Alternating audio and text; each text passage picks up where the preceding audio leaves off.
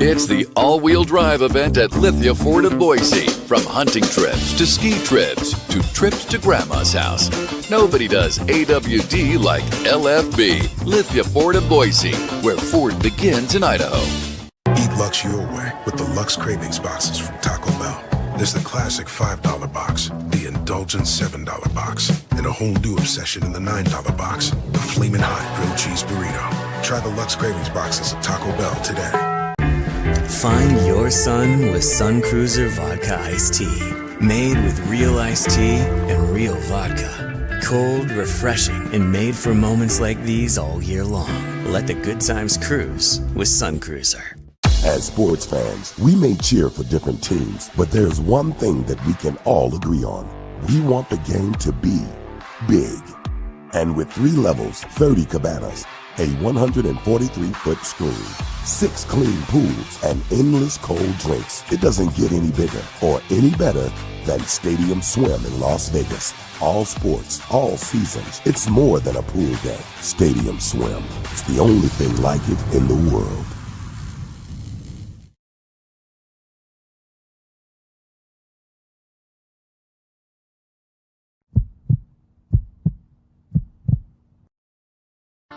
The final buzzer is sounded on another night of Mountain West basketball, and it's time to break down the action with Tom Moser on another night in the Mountain West, presented by Circa Sports. Headed to Las Vegas for the Mountain West tournament in March? Make sure to stay at Circa Las Vegas and watch all the action at Stadium Swim, where the sports are on 365 days a year. Another night in the Mountain West has interviews, analysis, opinions after the final Mountain West basketball game of the day wraps up. All BNN broadcasts come from the Sun Cruiser Studios. Sunny days call for Sun Cruiser Vodka Iced Tea, made with real iced tea and real vodka. It's refreshingly smooth and easy to drink. Crack open a Sun Cruiser and let the good times cruise. The title sponsor of Bronco Nation News is Lithia Ford of Boise. Check out our full inventory of vehicles online at lithiafordboise.com. Lithia Ford of Boise, where Ford begins in Idaho. Did your team just get a big win? Suffer a bad loss? Come discuss it with us. Send us a comment or question in the ICCU YouTube chat, or leave us a voicemail at speakpipe.com/BNN. Now let's go to the Sun Cruiser Studios and join Tom Moser for another night in the Mountain West on Bronco Nation News.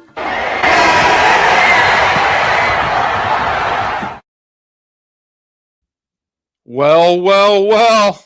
It is another night in the Mountain West. You're in the Sun Cruiser Studio. I'm in the Sun Cruiser Studio here on another night in the Mountain West. It is Tuesday night, Wednesday morning, but Tuesday night, January 20th. And what started out as seemingly a boring blah night of Mountain West action certainly got turned upside down in the last 30 or 40 minutes with an incredible second half display from UNLV. Much credit to them. So let's just get right to it. Thanks for being here. I know, again, it's super late, but tune in now, tune in later, tune in now and later, right? Welcome, everybody, Mountain West Nation, or anybody else across the country that wants to join in and learn about this fantastic conference. And this is why BJ coined the phrase here, just another night in the Mountain West, right? Sun Cruiser is along for the ride tonight. A little late for one of those, but they're along for the ride. Appreciate them being here. Before I get started, don't forget, on the bottom, you'll see it scrolling there at Mountain West BNN. Let's get a couple more subscriptions while we're at it during this episode, whether you're watching live tonight or whether you're watching in the morning. Let's get a couple more subscriptions. I got to try to do that every single time. Just click subscribe, nothing else beyond that at Mountain West BNN. So, let's hit a few comments. Andrew, Rebels. Yeah, obviously Rebels, right? So, yeah, 11:45 for you, 1:45 for me. So I probably will not go for an hour tonight. Wild, absolutely wild. There's no doubt about it. It's college basketball, right? And, most people that watch UNLV can tell that they have talent on the roster. It just isn't refined, okay? And once in a while, they're going to put it together. And people have said for the last 2 months now, half joking but half serious, clearly hoping that it doesn't happen to their team. Well, after they drop their 3 or 4 quad 4 losses, well, they'll knock somebody off in conference play that's going to ruin their season. And they put a big nail into the Utah State at large. I wouldn't say a nail into the coffin, but they started digging the ditch, if you will. Okay. This is, Larry, you're absolutely right. This should be expected by now. Of course it is, right? This is, everybody knows it, right? And yes, Mike, Pastner is always that animated. And yeah, it's fun to watch. I said, as I'm getting wrapped up in the comments here, I appreciate you guys being with me this late. 31 minutes in, they finally warned him, right, for being out of the coaching box. He was out of the coaching box the entire game. And it is kind of funny to watch, and he's on the floor. Now, as long as, look, I used to do that too when I was coaching, and as long as you don't get in yourself mixed up, touching a player or the basketball, they'll let you get away with it. Now, if you're barking at them the whole game, then it's different.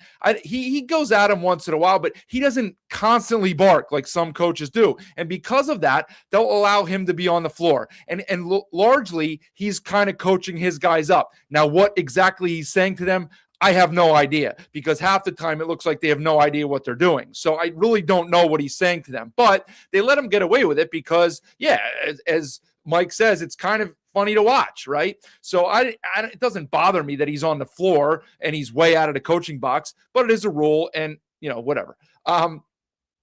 UNLV will look questionable all year and then knock off one of the top dogs. That happens every year. It's wild. But look, that's the thing about hoops, right? Especially we talk about it within a season, within a player, but within a game, you get confident.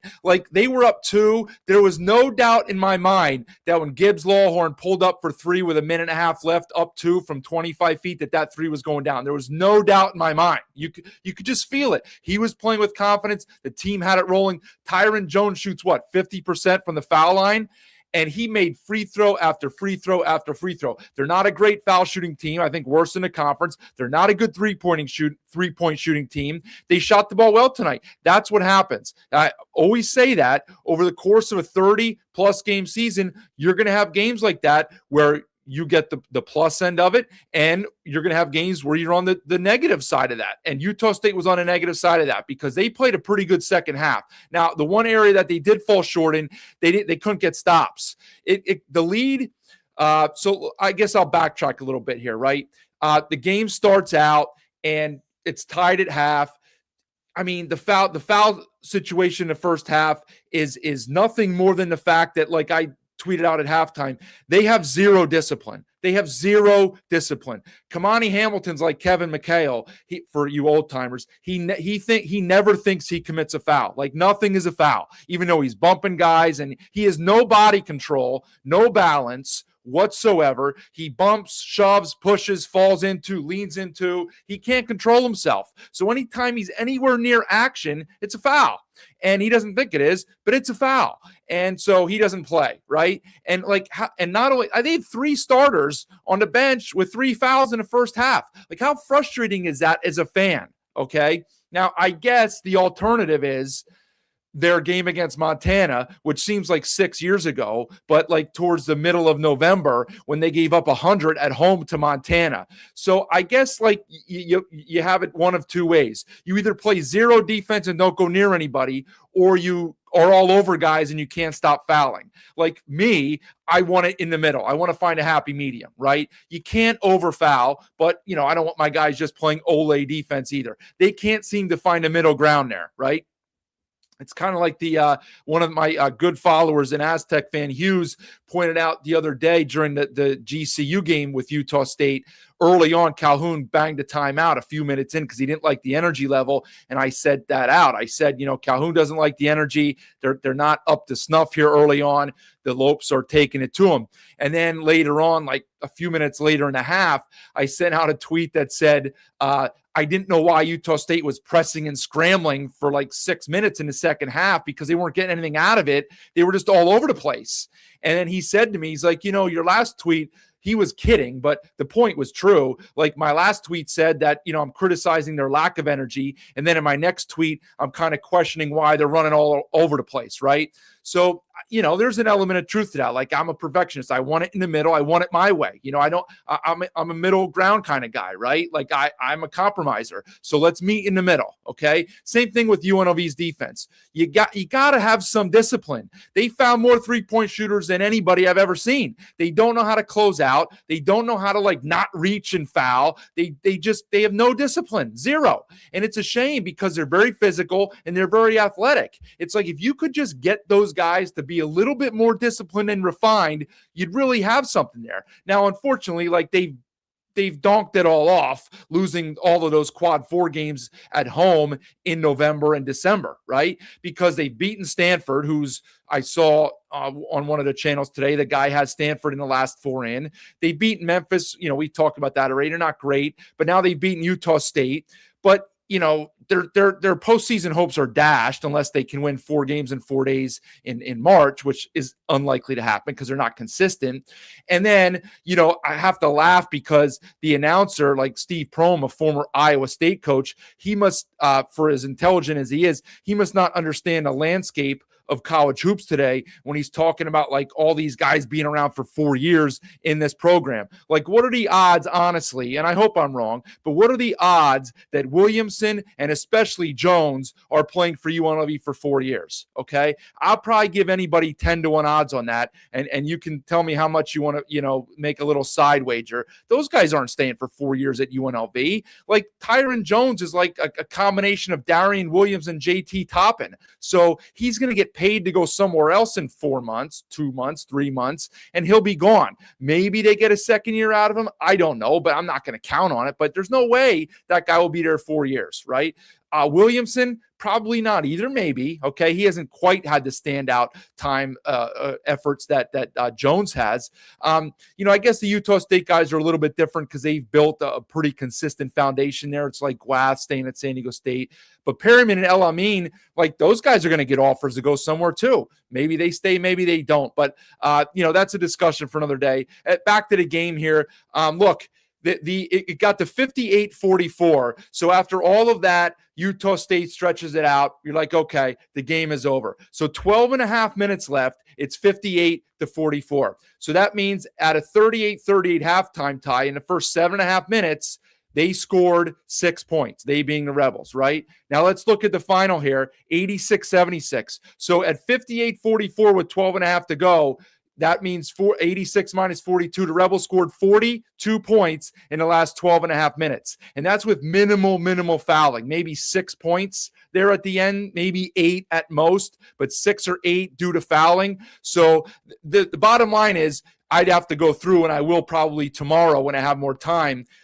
Utah State couldn't get stops. And I would venture to guess that they scored – I wish I could break it down into the halves. I don't think I can, but visitor stats, points per possession for UNLV, you see it over here, 1.3 points per possession. It's just not good enough on your home floor. And, here's what I will say. This has zero to do with the result. Well, I wouldn't say zero, but very, very little to do with the result of the game. Okay.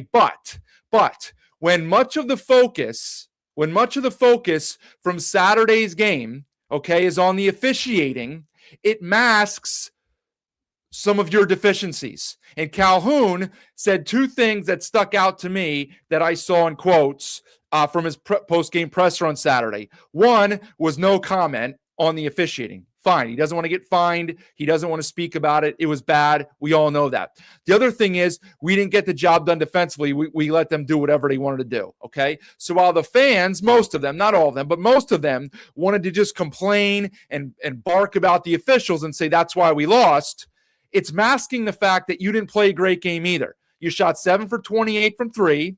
Collins was taken out a little bit. The physicality got you a little bit by the Lopes. Were they overly aggressive a little bit? Sure, but whatever. The refs didn't help Grand Canyon shoot 53% from the field. Okay? They didn't. That had zero to do with it. Nor did they go up there and swat your three-pointers away, okay, to help you shoot 25% from three. So while the fans and maybe the players hear this and see this and listen to the student, I don't know, but, well, you guys would have won if it wasn't for the officials. Okay, well, let that creep into your mind then, and then you go out and you don't play defense in the second half tonight, the last 13 minutes, and you lose the game as a 16 or 17 point favorite. Okay, so that's why for all you like know-it-alls and big mouths out there, that's why I focus on the game instead of the officials. Okay, you can have your feelings on the officials, but focus on the game, because that's where it matters. In between the lines, the 5-on-5 players. And the 5-on-5 players did not get it done tonight for Utah State. Did not get it done. They got outplayed in the final 13 minutes by a 500 team that was a 16-point underdog. Okay? And now, not a bracketology guy, I'm going to strongly assume that they've given up all of their goodwill. We'll see where they fall. They didn't fall at all much after Saturday in the metrics. Ken Pom or net, this will change. That will be different tomorrow morning. Okay, this will, I'm guessing, going to be a quad 3 loss. Okay, UNLV's in the mid 130s. This will move UNLV up, but it's not going to move it up to a quad 2. It's a home game. It's going to be a quad 3 loss. Okay, but forget about that. Like, you're now 5-2. You have to play New Mexico twice, and you have to play San Diego State twice. Okay, so you've given away all of your like mulligans, if you will, to have and all of your cushion to get into the NCAA tournament. Okay, not saying you got to win out, but you can't have any more slip-ups, and that includes, like it or not, Friday night when you go to Fort Collins, because despite the fact that CSU is a good team and are capable of good efforts, that's going to go down as a quad 2 loss if you lose. And again, you have to play the top 2 teams in addition to you, but at this point now, the top 2 teams twice each yet. So I don't think anybody watching this team play the last 2 games out expects you to go 3-1 against those 2 teams. I don't have confidence in Utah State winning in the Pit or in Viejas. Right? So if you protect your home court there, that gives you at least 2 more losses, assuming you don't win the conference tournament then, because if you do, it doesn't matter. You're in the big dance. That gives you a 3rd loss, plus the 3 you already have. That's 6. Are you going to play clean from there on out? I don't know. You have some decent out-of-conference wins, but nothing standout. Illinois State started to crap the bed a little bit. VCU is their metrics are decent, but they got losses piling up. So I don't know. All right, that's, again, a more discussion for another time, but they got to fix, like, their defense. I'm not sure what Calhoun wants to do here. Man, zone, matchup zone, switching man, something, but it didn't work tonight. Didn't look good on Saturday. They go up 80, what was it, 84 on Saturday and 86 tonight. At home, 86 tonight. So, not super. I'll put this on here one more time because I didn't even see the individual stuff here. Gibbs Lawhorn, 21. Jones, 20. Only 4 rebounds. He probably had a handful of blocks and 10 of 12 from the free throw line. So talk about stepping up huge. Walter Brown. And, things are funny. I'm ripping Hamilton. The guy played 13 minutes, 5 for 7. He was efficient, 5 for 7, 10 points. But him getting in foul trouble was like the best thing that could have happened for UNLV. Right? I've kind of made it known I don't think he's a winning player. He's very talented. I don't think he's a winning player. And Walter Brown got his minutes, and he shot 4 of 7, 2 of 3 from 3, 10 points and 5 rebounds in 20 minutes. So, like, you combine Hamilton and Walter Brown, they played 33 minutes and scored 20 points. Okay? Stephen, 10 points, 4 for 5, 8 boards, a lot of that on the offensive glass. They shoot 7 for 14 from 3 and 21 of 25 from the foul line. 50% from the floor. It's just not good enough defense. Collins, 4 for 13, second game in a row. He struggled, 2 for 8 from 3, 14 points, 35 minutes. But Drake Allen was okay, got in foul trouble. 9 assists. How about that? 10 points, 9 assists, 3 boards for Drake Allen. Pretty good game for him, 32 minutes. Falslev, 21 points, 6 boards, 8 for 14. You can't blame him. Keller, again, 1 point on 1 out of 2 from the line, 3 boards in 17 minutes. El Amin was dynamite, 15 points, 4 boards, 6 of 12 from the floor, and 31 minutes. Perryman only 8 minutes. Gary Clark only 6 minutes. So Templin got 21 minutes, 10 points. Colby King only 8 minutes and 4 points. Gary Clark only 6 minutes and no points. He went back to Tucker Anderson. I don't know why. I'm not blaming Tucker Anderson, but he came in when they had that cushion, took a 3 that wasn't even close, and Calhoun got him out a couple minutes later. And, the lead went from 14 to 10 and whatever, just like that. And Anderson got 4 minutes. I'd have to use an expanded box score and look at it later to find out his plus minus. But, stuff like that in the margin, look at that. So there it is. I have it on the screen here. I'll put this back one more time, okay?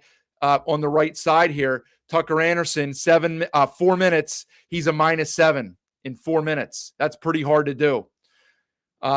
Perryman in 8 minutes, a -16. That's even harder to do. And same with Colby King. So when Calhoun went to the bench here, they really struggled. Clark, only a -5. Colby King, -18. Perryman, -16. Tucker Anderson, -7, only 4 minutes. So the bench that we thought was such a strength here for Utah State did not show up tonight. They really hurt them. And you can't, as we've seen with other teams, you just can't play the starters that many minutes. UNLV didn't have a choice tonight, and they had to go to their bench because they were in foul trouble, and it ended up working out for them. Calhoun tried to go to his bench to give his guys some rest, and the bench just didn't come through, which is disappointing. It's a home game. You're supposed to be able to play well as a role player and a bench player at home. They didn't do it tonight. So a bitterly disappointing loss. All I heard for 3 days, not just from Aggie and Mountain West fans, but from national people and other people, was that they'd be spitting fire, breathing fire. They were going to come out like a house on whatever, and they were going to tear UNLV apart. And after the first 2 minutes, when it was 9-0, like that didn't, for 2 minutes in the second half, but it didn't materialize. And now you got to start asking some questions about Utah State here. They have some pieces. Gary Clark from November, December, not there anymore. You can't count on Anderson. I wouldn't have gone to him tonight. Let's just say that, okay? And it might be the last time in a crucial game that Calhoun goes to him, right? I'm not sure why he obviously the plus minus numbers aren't good, but King and Perryman didn't get it done. So now we got to start figuring out here, what do we have with this team? They've shown what they can do, blowing out Boise on the road, blowing out CSU in Moby, actually that was at the Spectrum. But now back-to-back losses as favorites, and a hefty favorite tonight. And we got to start figuring out here what the deal is with these guys. All right. Let me see if I got anything else. I'm sure some things piled up. Certainly the other two, we'll get to those games in a minute, but not good. Not good. Steinbauer, I'm here, buddy. I'm here. Jordan, well, Vegas is going to be insane. And you know what? I had this thought with a few minutes left. I'm trying, Jordan. I promise you. Impressive win for UNLV. Not easy to win in Logan. 100%. 100%. It is a nightcap with me. Soon to be a morning cap. JNR is an Aztec fan driving to Vegas to watch okay, very good. I mean, I like to say that, there'll be a nice crowd for the Rebels, but unfortunately, that won't happen. But, and it's possible, Rome, that the Aggies are not who they thought they were. It's possible. All right. And let's not talk about, because Sundance is out of the box. Yeah. I mean, Golding from UTEP. Okay. Do they, blah, blah, blah. Yeah, UNLV can beat anybody and they can lose to anybody. I mean, we've seen it. Vargs, you'll be shocked if they don't get an at-large. I mean, look, they got 2 months yet. Anything can, if they win every game they're supposed to from here on out, they'll get an at-large. But do I have faith in them doing that? I really don't know. I really don't know.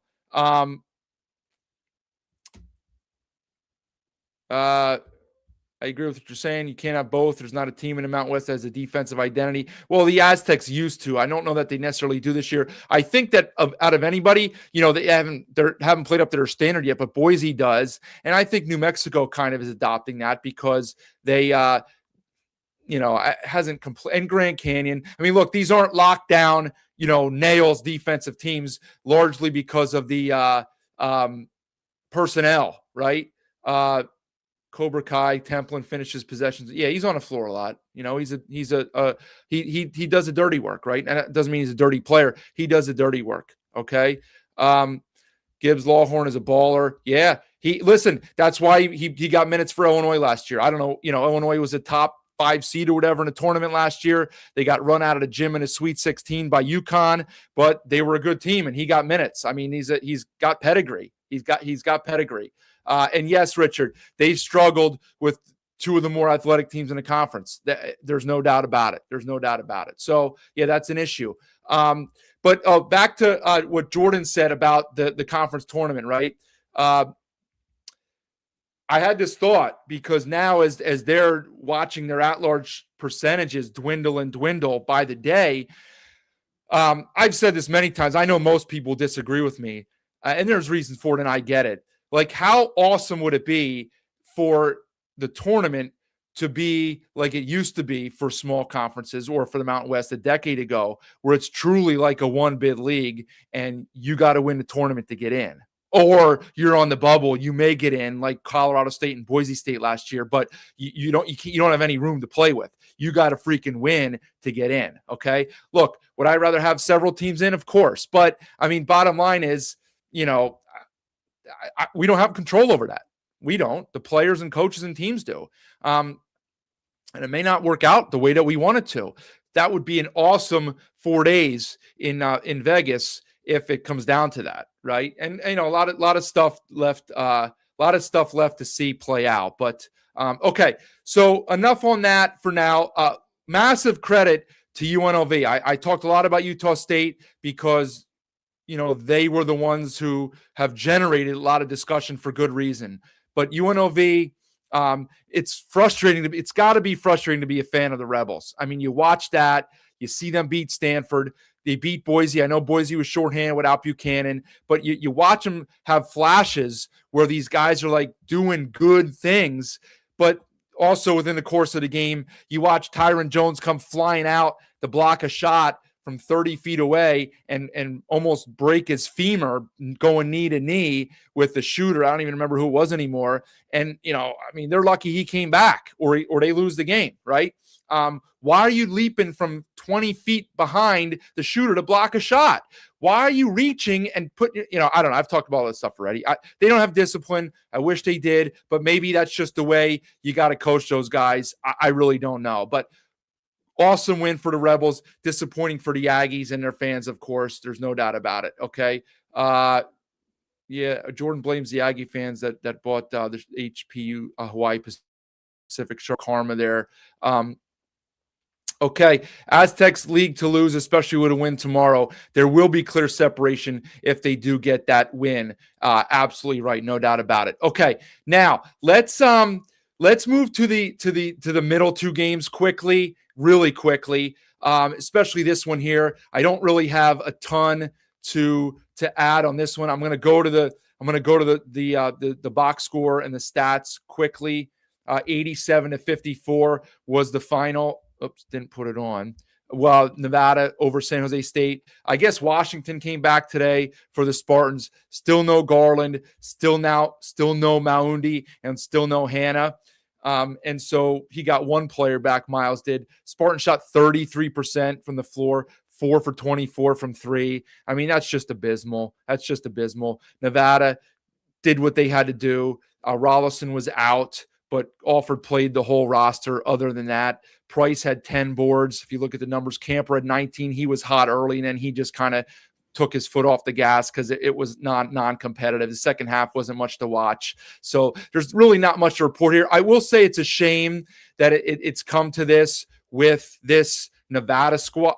With this San Jose State squad this year, because we all know with Air Force now, and had the late game gone to pattern, okay, this would have been, and it didn't play out that way, thankfully, because we got a great game and a huge upset, but this could have been like one of the all-time, like, I hate to say worst, but like least interesting days in like the 5 years that I remember of really digging in and paying attention on a nightly basis to the conference. Okay. Like there was nothing worth anything until the late game, because you have two teams now that are basically like non-competitive, okay, especially against good teams. Like you put them out there against some of the other bottom teams, whatever, on your home floor, maybe. But like San Jose going to one of the top 5-6 teams, like with half of a roster, non-competitive. But look, again, credit to Nevada. They got themselves a couple good wins here in a row now. After that loss to Utah State, they'll take them, and that's what they needed. So good job by them. Let's move on to the other one, because I do have an extra thought on this one, as I won't talk about the game much. 81-52 was this one. As I look at the numbers here, Air Force 5 for 30 from three. I said that after the Saturday games when they hit 14 threes against Nevada at home and still lost by 15. I said they're a poor three-point shooting team. 5 for 30 tonight. That's 17%. They shoot 36% from the floor. The Rams played okay. Ollie played a lot of guys. You can see that right there in the box score. 3, 4, 5, 6, 7, 8, 9 guys played at least 14 minutes, and he used a bunch of guys for some other minutes. A lot of balance. Basically, this was like a scrimmage. This was like a walkthrough, okay? And San Jose State is not quite as bad, okay? But they being the Mountain West, they need it's time, and I don't know if they have.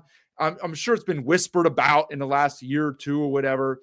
They need to start having some serious conversations about Air Force moving forward in this league as a basketball member, okay? I know that they are one of the flagships for football, and a lot of these decisions are made for football reasons. I get that, okay? But they have affiliate members in other sports. Now, yes, I get it's a little sticky because Air Force was a founding member. Well, guess what? So was CSU, and that might be it, right? Because Fresno wasn't, Utah State wasn't, Boise wasn't.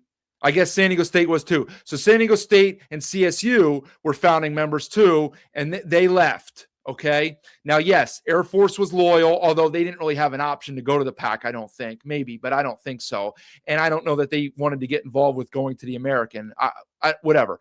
Bottom line is, there needs to be some serious discussions about them staying in this league. Okay. I watched good portions of that game side by side with the Boise game, and then later with the Nevada game. And honestly, I know Scott's not there anymore. I don't know anything about Jordan, the guy who is the interim coach right now. I know he's a cadet. He's from there. I don't know what type of coach he is, but they look like they're just out there at a pickup game. Okay. We know that. And I really hate disparaging them. Okay. Trust me. If this was San Jose or Fresno or UNLV or anybody else, I would be a lot harder on them. Okay. Because I know it's not their first mission. I get it. Okay. So I trying to be as PC as I can right here. I don't want to disparage them, but really need to have some serious conversations about this because they are non-competitive. And for perspective on it, 2 years ago, when they had that upset over New Mexico, I think it was in the pit. Lobo fans, you can correct me if I'm wrong. I think it was in the pit on a Saturday afternoon, and it almost ruined the Lobos getting into the tournament, right? That was like such a catastrophic loss, and how the heck, whatever. I looked it up. The Air Force finished that season with a Ken Pom of like in the 260s, 260, okay? And that was a catastrophic loss. That's how bad Air Force was viewed then. Now, Lobos are very good. They should not have lost to them, but Air Force's Ken Pom was 260. Last year, their Ken Pom at the end of the season was 310. And I'm going to assume that they didn't move up a whole lot at points at the end of the season because they're losing all their games at the end of the season. So they probably rock bottomed at 260s 2 years ago and 310 last year. Going into today, their Ken Pom was 340. Okay.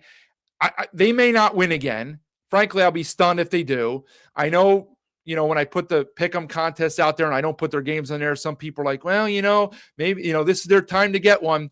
You keep saying that, you guys might be right. You're like the people that go to the casino and play roulette and keep betting on black when it's come up red like 20 times in a row because it's got to come in black. It's got to come in black, right? It doesn't. Every spin is independent of itself, and it's a 50-50 shot, okay? Well, these are not 50-50 shots for Air Force, right? You may be right eventually, but you keep trying to chase that, and you see where it's getting you, okay? They may not win again. Their Ken Palm was 340 going into today. They are non-competitive. It's like watching a scrimmage out there. It doesn't help the winning team. It doesn't help Air Force. It's not. I don't know, but they need to have some serious discussions about it. The league, okay, moving forward next year, the league's going to look different. We all know that. They're replacing some hammers with some non-hammers. Okay, doesn't mean there can't be good basketball. We've seen what UNLV can do. We've seen what Grand Canyon can do.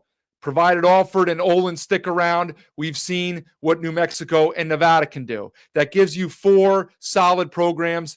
Sundance, I'll get to in a minute with Wyoming. We know the teams coming in to replace the schools leaving are not on that level, okay? But they're not at the level of Air Force either, and that's it's really hurting it will hurt the product. So well, that's just me spitballing. I would try to have some discussion. They need to be an affiliate member of a different league. I know you can't make them a member of the Patriot League because it's all the way across the country. I really don't know what the solution is, but it's probably to not continue playing in the Mountain West. All due respect. Okay, all due respect. All right, last game of the night was the first game. Boise got a nice win at Wyoming. They look good. 81-65 final. They controlled the game after the first 10 minutes. Their zone offense at the beginning was pretty brutal. I don't know what was going on there. I don't know if they did not expect to see a zone. They didn't, whatever. They were really bad against the zone in the first 6, 7 to 8 minutes, first 2 segments, first 2 TV timeouts. Once that happened, and then they got it clicking. They went on a 27-4 run to finish the half. Now, Meyer was out with a concussion, and so that limits Wyoming, who is limited anyway offensively. I've talked about that before. They struggle for offense, especially against good defensive teams. That's what Leon and his team is. They're a defensive first team, okay? And you had to figure they would put the clamps on Wyoming tonight. I didn't know how Boise would score the ball, and they made some shots. They shot the ball well. Let me see what I have here, because I didn't really pay attention to the stats much once the game got out of hand. Boise shot 50%, 10 for 26 from the 3. That's pretty good for them. 38%. It's not super, but it's good enough. Wyoming 5 for 19. It seems like they're 5 for 19 every game from 3. They just don't have enough shooters, okay? Walker went for 30, so he had half of their points. For Boise, Meadow was really good tonight, 21. Fielder, Buchanan in double figures. Andrews also.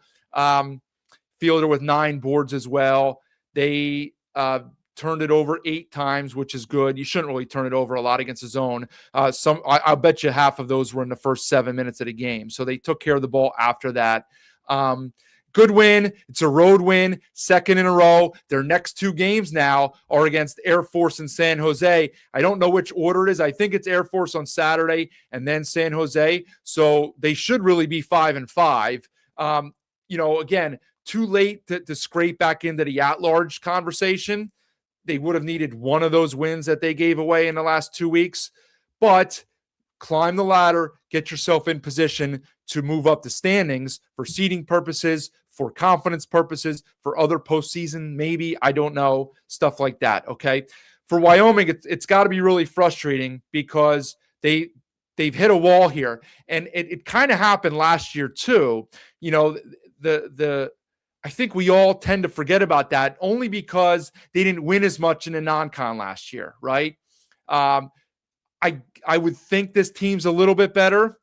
Without Meyer, they're probably not, okay? Some of the guys he puts out there, he has to, but I don't think they're very they're not good enough to play consistent, solid minutes in this league, okay? And last year, they were uneven, probably below 500 in a non-con, but then they played really well. They beat Nevada. They had some other good efforts. They played with some teams. They were competitive against some of the top half teams. And then towards late January and February, they kind of tailed off.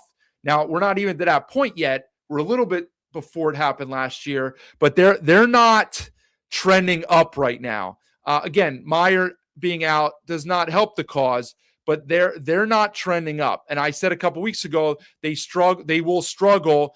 That they only have a certain ceiling that they can get to. I don't think they can beat the top handful of teams.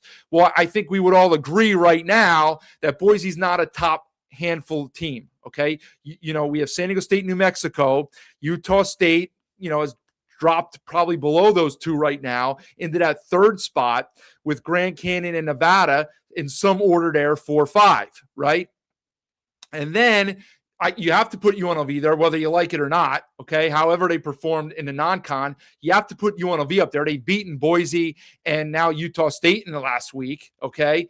And you put Boise and UNLV there and CSU, okay? And I guess Fresno, but they're all better than Wyoming at this point, right? I mean, how can you argue to the contrary? I know Wyoming ripped UNLV, but that's really their only win in the last few weeks. And so, if I say they have a ceiling and they can't reach a certain spot against the top 5 teams, well, today they played like not top 5 team at home and they weren't really competitive.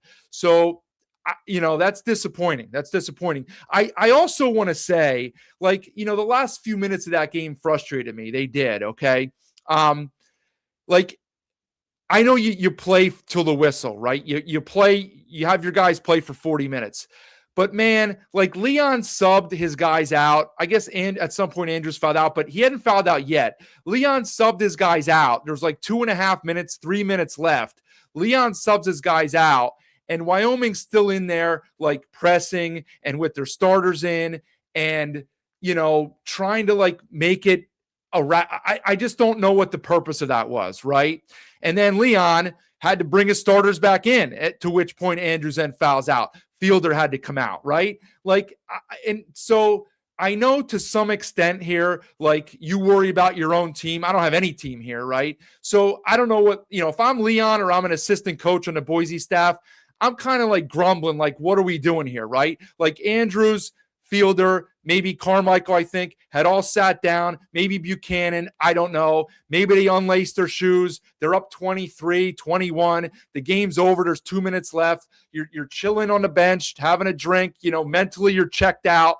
And then because the backup, Leon wasn't happy with NATO, so he put a couple other guys in. And, they're getting pressed and trapped and whatever. And it's what are we doing here, right? Where's this energy and all this earlier in the game, right?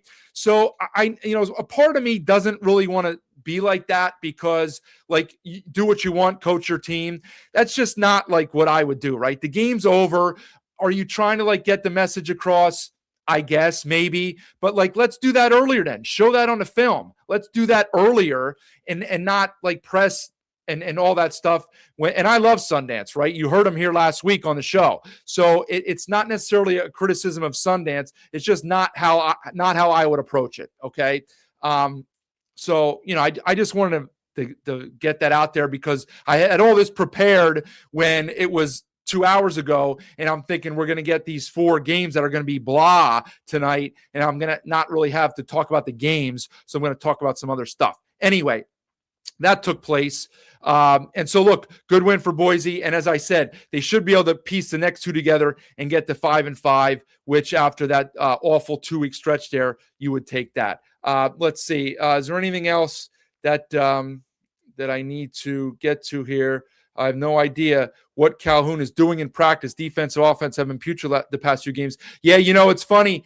If I've been careful about what I've said because I don't want to tick fans off, okay, of Utah State and or New Mexico. And I don't think at this point yet that he's got his mind elsewhere, right? But things like this will keep Calhoun and Logan next year because a week ago, the odds, even though there's not odds on it, the odds are he'll be in Cincinnati in April or March. Okay. And that's not a secret. Okay. It shouldn't be a secret among like basketball people. It's not a secret. Okay. I'm sure there's plenty of Aggie fans out there that understand that, right? He's a graduate of Cincinnati. He's got ties. The Huggins connection. That's where Huggins really made his mark before he went to West Virginia or Kansas State or both or wherever he went. He's obviously known now as a West Virginia guy, but Huggins got made his name at Cincinnati. So Calhoun's got ties to Ohio. He's got ties to Huggins. He's been very successful. The guy there is 80, 90% going to be gone in 2 months. And I think he'll probably be at the top of their list. And when they're rolling, it's going to seem like a no-brainer. And I don't know that Utah State will be able to hang on to him like they did a year ago at this point. Maybe I'm wrong. We'll see. But the odds trend towards him being not there next year, being at Cincinnati. But things like this kind of, give you pause then if you're Cincinnati. Do we want this guy? He's losing at home to UNLV. So maybe it's kind of like what do you want? Do you want to get to the tournament and lose in the first or second round and then your coach leaves? They've proven they can do it again. They've done it past Odom, past Sprinkle, and past Craig Smith. So what's to say they can't do it one more time? It's just you have to go through the whole process again. Maybe every player leaves. El Amin and Perryman follow him to Cincinnati to play in the Big 12. Do you want to go through that whole thing again, right? So that's what I thought of Blue when I saw that, because I did think of it at the end of the game. I don't know what they're doing in practice. I don't know if it's a coaching issue. I don't know if it's a leadership issue. Yeah, agree. Subbing out, bringing in Tucker, you can't do it there, right? I know he's trying to maybe give the guy some confidence. You saw Medved, Jesus. You saw Farouk Manesh do that tonight with MacIver, the freshman guard, who's really struggled, and he gave MacIver extended minutes against Air Force. You can do it against Air Force when you're up 20. Even though you're up 12 in this game or 14 against UNLV, it was risky and it bit you in the butt. I know he only played 4 minutes, but I hate to say it, if he doesn't play those 4 minutes, I don't know. Maybe they probably win. But look, that's not the only reason they didn't win, okay? If you can eliminate 0 rebounds for the Aggies and prevent transition, this team is beatable. Well, there's no doubt about it, right? That applies to a lot of teams, though, right? You keep them off the glass and you prevent transition. A lot of teams struggle in half-court offense, and you're seeing that, okay? We're seeing that. Aggies get ranked and then they go 0-2. That's just the way it works sometimes. It is crazy. Let's see. Same thing. What's Calhoun doing in practice? Did UNLV win the game by magic? No, Mark. I talked quite a bit about UNLV as a matter of fact. At the beginning, I don't know, but I said they caught a heater. They were on fire. They actually absolutely deserved to win the game. Jones was a beast. Brown, I said, deserves massive credit. So, credit to the Rebels. Utah State giving up a bye week to play Memphis looks like a bad choice now. The Aggies look tired. Yeah, ironically enough, though, Smitty, they may need that win. You got to hope that Memphis gets on a heater here and starts winning games, and that morphs into a quad 2 game, and Memphis wins the automatic bid for the American, and you can hang your hat on beating them in a few weeks in your building. You have to, right? You have to. I mean, maybe, yeah, you're by at this point, and I hate to say it, because I asked Coach, I don't even remember which coach I asked this to. It might have been Coach Farouk Manesh. It might have been whoever it was. But you used to have buys when we had an odd number of teams. We don't have that anymore. Everybody plays every night. Although there is kind of one open date in there that everybody has. But you also, in a sense, have open days when you play Air Force, unfortunately, right? And if you happen to catch San Jose at home like Nevada did tonight with half their roster, that's semi like a bye week too. It's not the same because you have to practice, you have to lace them up, you have to play. But playing Air Force is the closest thing to that you can do. Okay. What else do we have here? A couple other things, because I do want to talk about tomorrow really quickly, right? Don't be surprised. Yeah, absolutely. I won't be surprised if Boise catches fire. I said that the other night, and I said it on my pod that I think they're trending up. Did a really good win against CSU. They look good tonight. I absolutely do think they will catch fire. Now, do I think they're going to finish 14-6, sitting at 3-5, and what should be 5-5? No, I think 14-6 is stretching it, but they might be able to finish 12-8 or 11-9. Okay, Sean, Camper only play 20 minutes. Yeah, I mean, that makes sense. Like, Alford knew what he was doing tonight, and Camper wasn't going to force it either, right? It's like not, I don't want to say he wasn't trying, but those guys pulled off the throttle a little bit when they built that lead. And I smart move by Alford to nurse the guys and to split the minutes up right there, 100%. Yeah, Boise's not going to get in with an at-large. There's no doubt about it. I'm not calling for an impeachment. Well, I mean, maybe I did, but look, I'm just. You watch. What do you see? Okay, yeah, Dominic, it was in the pit. I thought it was in the pit because I remember watching it and being disgusted. But yeah, Rebs and Bulldogs have found life. I mean, look, we knew that from UNLV all along. They have the talent. Everybody said it from the start of the season. We saw it when they won at Stanford. Stanford's a very good basketball team. They have a borderline All-American player. They have some other nice players. They're well coached. And that was a true road win for the Rebels. So we've seen it several times. We just don't see it consistently enough. Yeah, I remember that McKinney drive, Rid, from losing to Air Force last year. I mean, yeah, look, if and when it happens this year, you can come back and tell me, I just don't see it. I mean, does that mean that they can't beat San Jose State at home? Of course not. I don't know. Yeah, you know what, T-Mac? I said this a week ago on here that I read somewhere or heard on a different pod that if you take the Michigan game out, that San Diego State's defensive metrics are way better than they seem right now. Not 5 years ago Aztec good, but very good. There's no doubt about it. Yeah, I that's what I said. Wyo fouling to get the ball back. I don't really know what was happening there, but let's just. I guess I'm looking to nitpick on things. UNLV looked to turn. Yeah, that's what happens in sports sometimes. It's funny. You get confidence, and sometimes your opponent senses it, and it's momentum, right? Anybody who's never played sports and doesn't understand momentum is forget it. Okay, that you just can't do it. You can't explain it to them, right? Okay, let's see what else do we got here. No, Jer, I haven't heard anything about people contacting Olin, but I will say this. I would say that I haven't heard anybody contacting him yet, but, as a guy with massive ties to the southern half of California and several high profile jobs around that place, I think, you as Lobo Nation should enjoy Olin while he's there. I think if I had to say right now, one way or the other, I would say it's 60 to 70% that he's back there next year. But I would also say that it's probably 20% that he's there in 2 years. Okay. I don't expect him to be there in 2 years, which means you get 2 years out of him. You get this year and you get next year. Because look, without no disrespect to Grand Canyon or Nevada or UNLV, but when the conference media days or whatever next year with Olin there and whoever he has on his roster, they will be the favorites to win the conference. And, he is close to an at-large bid right now. There's a lot of season left, may get in the tournament this year, was in it last year with a different team.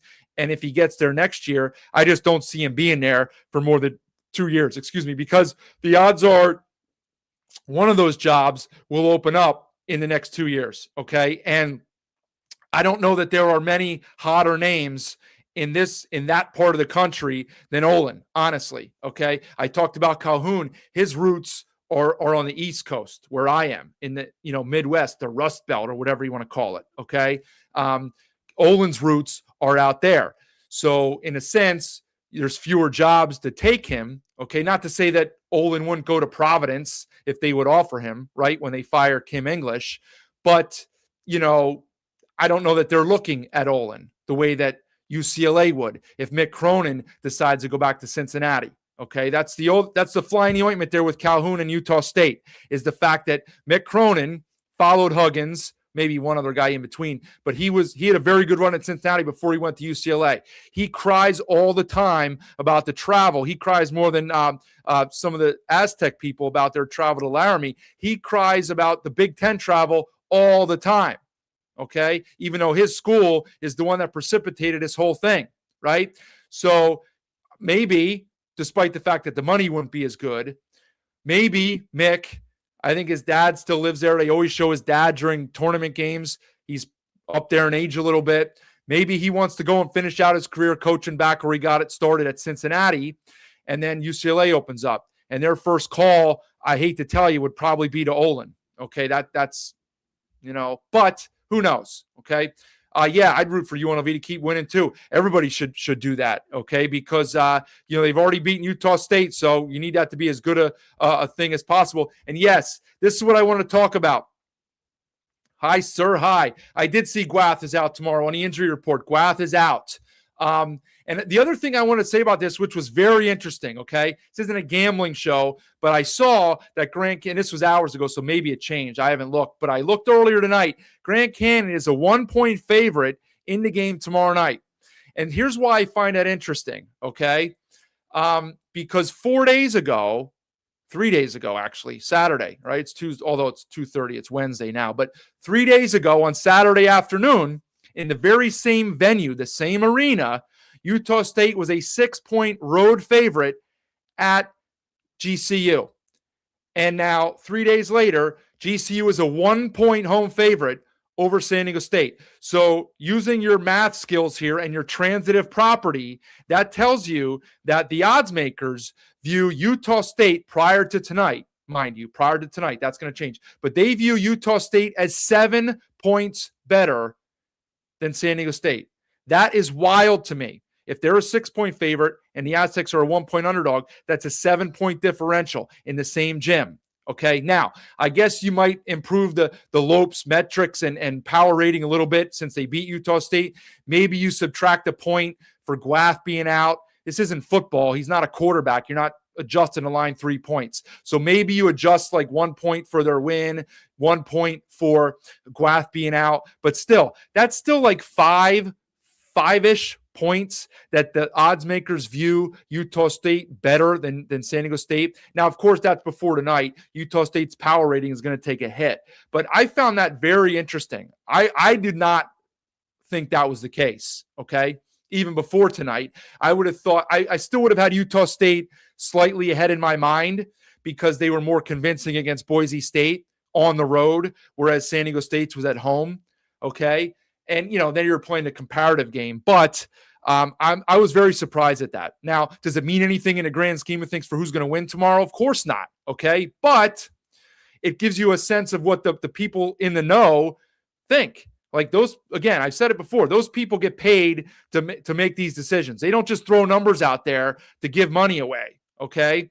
So I tend to like put stock into how they rate things like that, okay?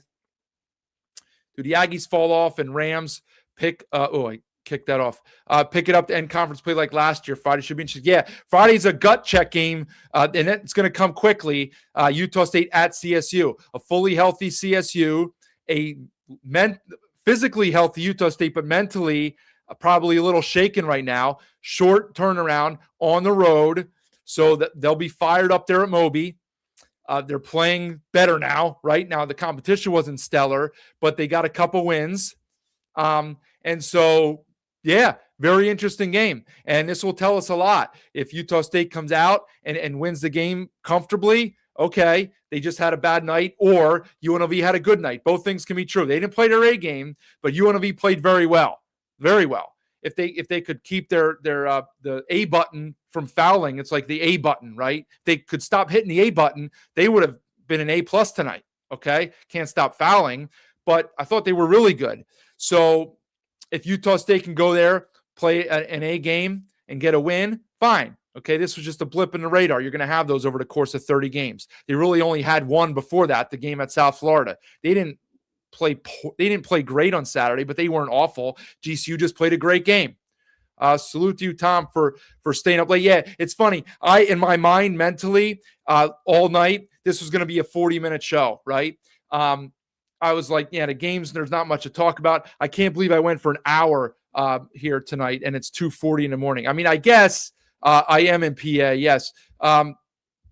I guess I figured that it's all. I'm already going to only get a few hours of sleep, but yeah, that's true. You already lost Alford, Jared, to UCLA. It would be brutal to lose another great coach, UCLA. Grand Canyon scares you after watching them play Boise Scrappy Squad. They're very scrappy, and they play good D. And if some of their guys keep improving offensively, they're going to be a problem. So T-Mac, Ken Palm has San Diego State a 1-point favorite. Well, then maybe some of the quote-unquote smart money bet Grand Canyon into a favorite. I don't know where the odds opened up, and I'll check it out tomorrow again because, again, I looked at it earlier, and I do have to go to bed at 2, being that it's 2:40. But, yeah, I mean, same thing. It's you're in Columbia. Fantastic, T-Mac. Never been there. Don't know much about it other than they like some controlled substances down there. But I hope you're safe. I know there's some danger down there just in general, not now, but just overall. So you stay safe, T-Mac, and I appreciate you watching at 2:40. You're in the same time zone as I am. So we're going to both get to bed in a few minutes, but I appreciate you being here. So, yeah, that interesting game. Toss up 1-point spread either way. Doesn't really give you much. It's a coin flip, basically, kind of like the Boise game was today. That was a pick 'em 1-point spread, and it wasn't even close in terms of the final result of the spread. So we'll see who comes out and plays well tomorrow, right? No Guath, but at least the Aztecs know that ahead of time, right? They're not going in planning for Guath to play 20 minutes, and then he gets banged up 3 minutes in, and you've been there 4 years, and it's lower than Los Angeles. Excellent. Okay. See, sometimes you don't get the full story. All right. You got it. I appreciate you watching. So they know they know who's in their rotation tomorrow, and they're not worried about Guath. So maybe that gives them a little bit of an edge in the psyche game. Okay. Grand Canyon will be fired up. I expect a very good game. Collins did not show up on the injury report today for Fresno. We'll see if he miraculously or mysteriously shows up on it tomorrow. But as of now, Collins looks like a full go, which should add some competitiveness to that game. I still expect New Mexico to win, but we'll see. Maybe Collins is as valuable a guy as there is in the conference because Fresno doesn't have everybody run the offense if he's out. So that's a huge thing, okay? But should be a good doubleheader. Same time, it drives me nuts. ESPN can start their 11 o'clock Kansas-Colorado game right at 11 o'clock. For me, 11 o'clock, 9 o'clock for most of you. And Fox or CBS or both of them or whatever, they have to go 11:15. Whatever. What's 15 minutes when it's already 2:45? But man, just start the freaking game when it's supposed to start at 11 or 9 for you guys. So same thing tomorrow, 9 for me for New Mexico, and then 11 for the big showdown in Phoenix. So probably 11:15, which means with 8 reviews and monitor things and whatever like we had tonight, that means the game ends at 1:30 my time. So I'll be on here at 1:30. Only 2 games. So my plan is that I'll only be here for 35, 40 minutes tomorrow. I can't believe I went for almost 65 tonight. But listen, thank all of you for being here. Go get yourself some Sun Cruiser. All right. I got a couple cases in the garage. Somebody else told me the other day they were going to go get some. So go get it. Try it out. They got a bunch of different flavors and all that stuff. Fields Report. Thank you, Coach. Thank you for being here. I do appreciate you and everybody else for being here live. If you're watching the next morning or afternoon on Wednesday, hope you enjoyed the games last night. Enjoy the games tomorrow or later on today. Also, please, there at the bottom, go subscribe. It says it right now. I see it right there at Mountain West BNN. At Mountain West BNN. Go get a subscription on there. It doesn't cost you anything, okay? Please go do that. It helps me out, helps the network out, helps the show out. Thanks for the show. Thank you, T-Mac. Thank you, Fields. Thank you, everybody else, for your comments. Thanks for chiming in with your thoughts, questions, all of that. Loved it. Great dialogue tonight. Great late night action. Big upset. And hey, it's just another night in the Mountain West. So you come on back tomorrow night and join me. We'll see what's in store for tomorrow night. All right, everybody. Thanks. See ya.